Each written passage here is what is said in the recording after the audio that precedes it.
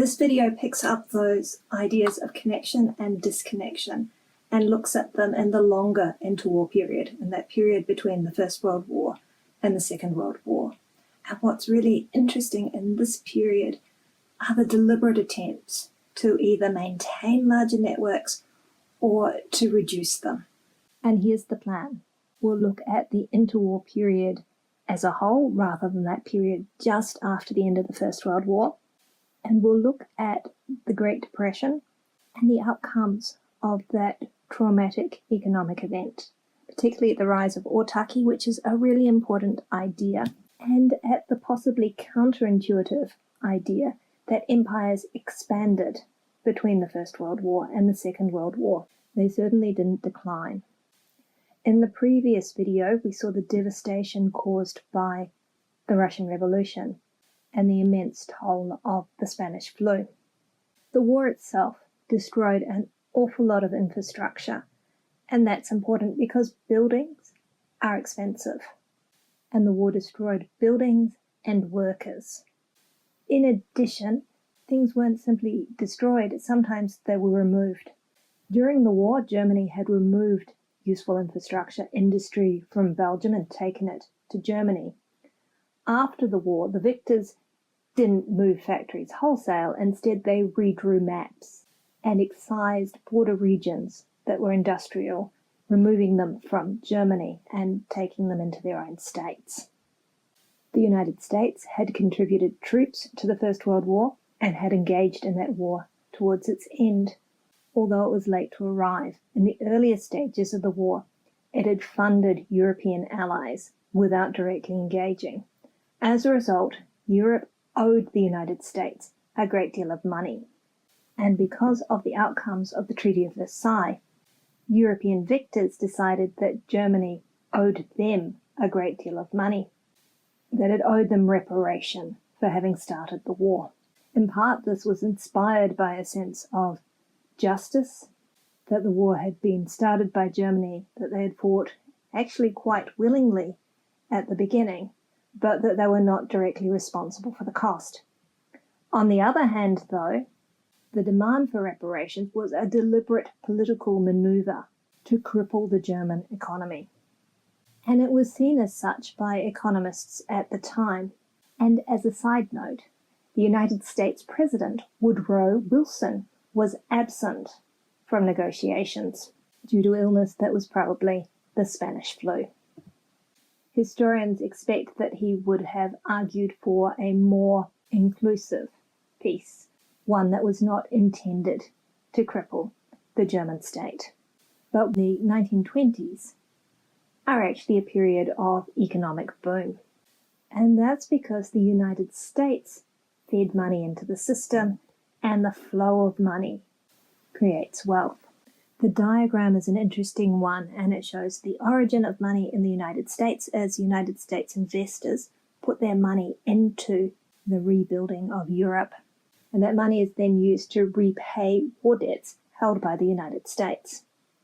Money flows into Germany to help with the rebuild and flows back out to the Allies and to the United States in the form of reparation payments. What this means is while there is debt, either war debt or reparation debt, there's enough money to pay it without suffering because new money is flowing in and flowing in as American investment in Europe. And this is an interesting sign of connection in this immediate post-war period. While the United States attempted to avoid becoming entangled in politics and to choose isolation, it chose not to join the newly established League of Nations. At the same time, American money is creating connections and supporting a large-scale system that's enabling people in Europe to recover from this devastating war. And while it works, this system works really well, but it stops working by 1929.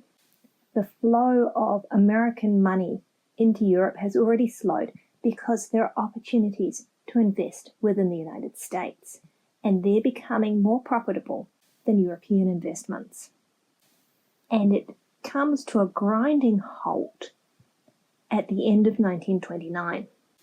And on the 24th of October 1929, there is a startling and severe Wall Street crash. Share prices suddenly tumble because the type of investment that's being made is not sustainable. People are buying into a bubble, so they're buying stock because the stock price is rising rather than because the underlying business is doing well. They're trading in bonds and shares based on the ticket value of those items rather than on the underlying economic system that's driving them.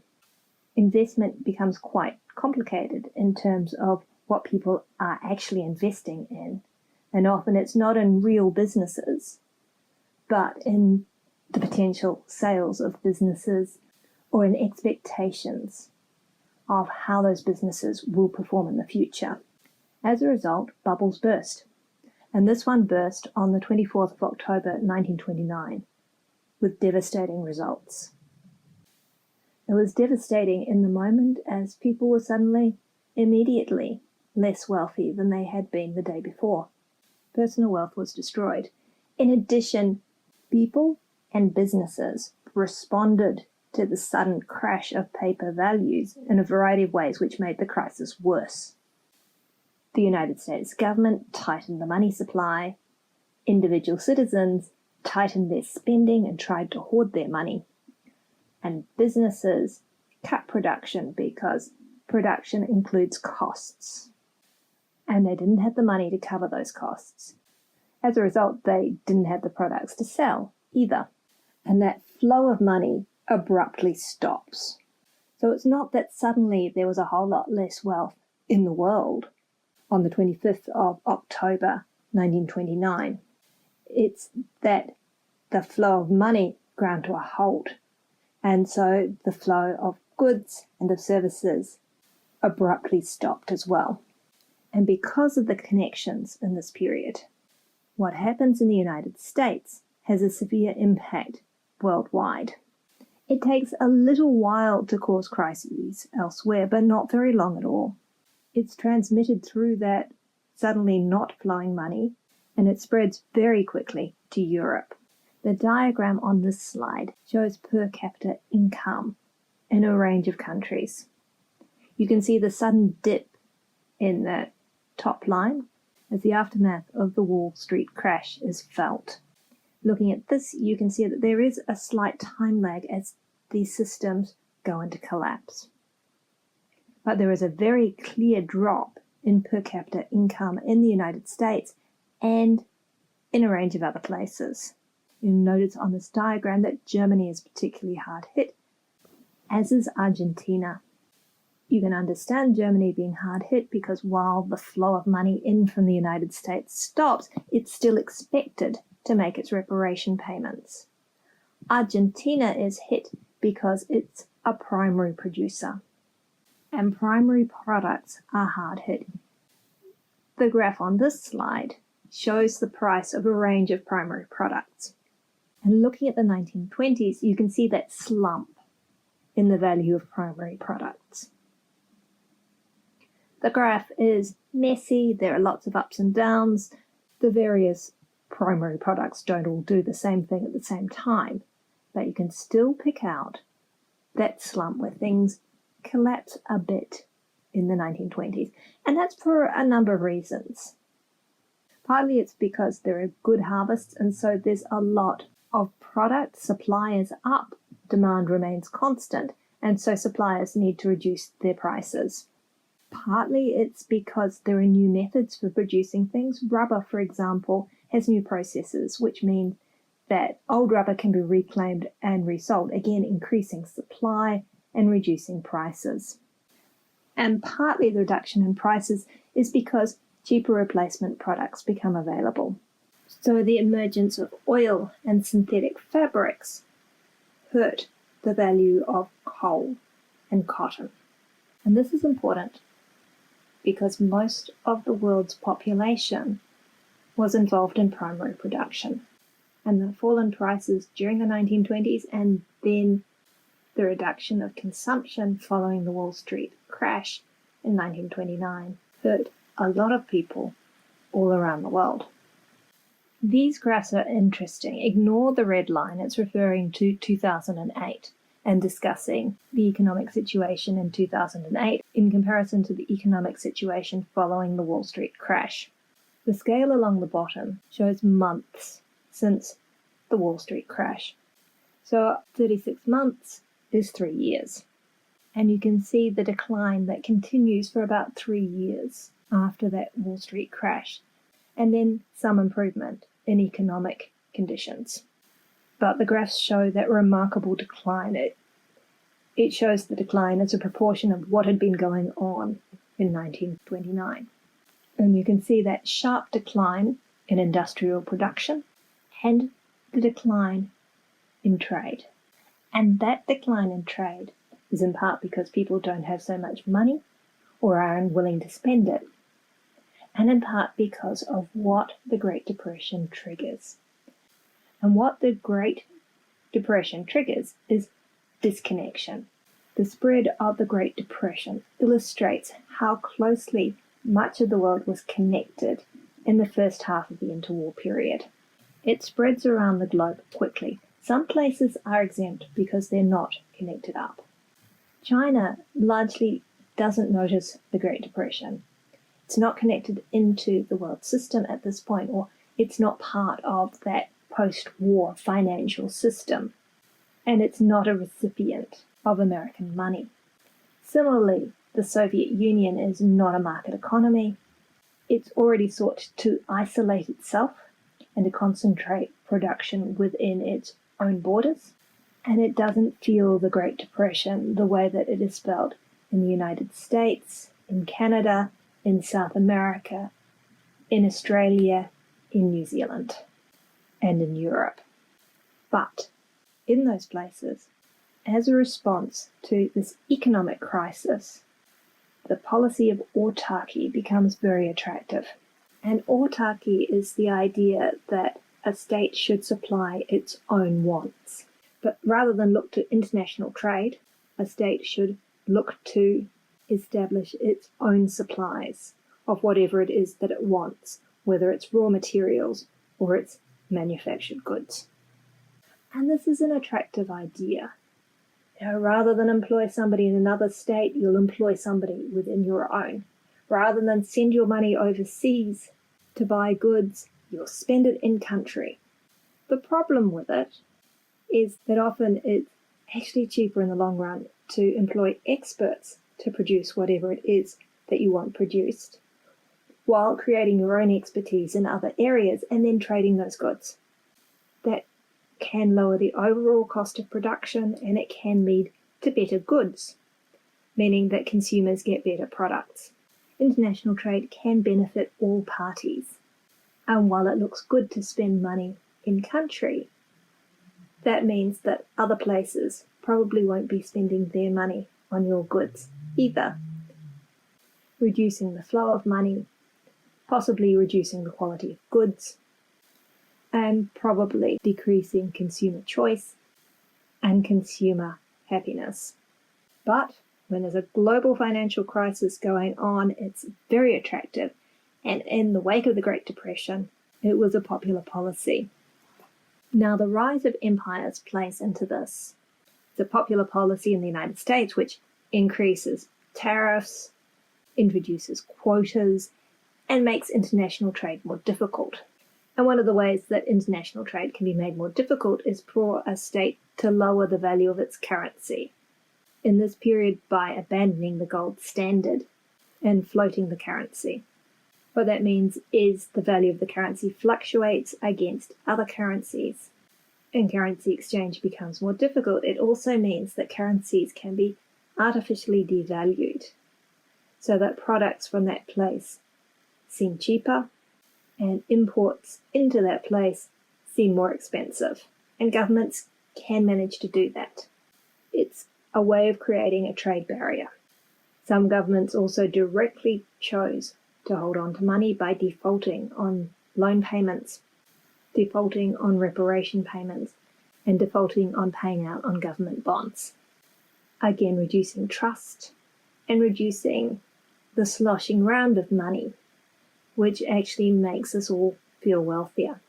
And part of this process of disconnection and internal state development has an impact on empire building, which may seem counterintuitive, but if you consider the state to not be simply the imperial center, but the empire as a whole, it makes good sense. This occurs in the land empires of the United States and the Soviet Union, which have a whole range of government development projects. Often those developments have a range of benefits. They provide employment for people who have been made unemployed by the Great Depression. They provide sources of primary products. In the image here, directly with the Hoover Dam in the form of electricity, indirectly in terms of irrigating large parts of Southern California, and so increasing agricultural production. And they increase the imperial center's hold on those peripheral areas. This occurs in the United States with large dam building and agricultural projects. It occurs in the Soviet Union in the same way. Within the European empires, the European nations use their empires as sources of primary products. So while they might be buying in tropical goods, they're buying them within the state, if you understand the state to be the empire, rather than simply the European centre. The New Zealand historian James Belich has analysed this process, and in his History of New Zealand he argues that this interwar period marks a period of what he calls recolonisation. That very much in contrast to statements by politicians about how New Zealand and Australia went to Gallipoli as part of the British Empire and came back as independent nations. In fact, they came back, and with the rise of autarky, they got linked even more strongly to the imperial centre, and they became farms for the British, who were not buying from European trading partners, but buying within the empire. It's an intriguing idea. Places that hadn't had much empire sought empire in this period. Italy, in particular, headed into Africa and claimed Ethiopia. Japan created an empire in the Pacific. And the British Empire reached its greatest extent, incorporating a land area of 14 million square miles and a population of 454 million. And the creation of the League of Nations at the start of the interwar period typifies the tensions of this period. It's part of the settlement at Versailles, and it's seen as a way of binding nations together in a way that makes war improbable. It's a deliberate attempt at internationalism. However, neither the United States nor the USSR joined, meaning that those two large states remained outside this international system. There's an attempt at connection, and there are various other attempts as well, such as the establishment of the Soccer World Cup in 1930. But the advent of the Great Depression, pretty much in the middle of the interwar period, marks a distinct shift. Before the Great Depression, there is a sense of boom, the 1920s roar. After the Great Depression, there's a turning inwards as states seek to alleviate their own conditions, and autarky becomes popular among both governments and citizens. However, the development of autarky can also be seen as pushing connections, although limited connections, in terms of making those empires more tightly connected and pushing the imperial powers to extend them, both the European imperial powers and the Soviet Union and the United States, in terms of extension of control of the land areas that fall within their states. Those tensions between connection and disconnection are very interesting in this period.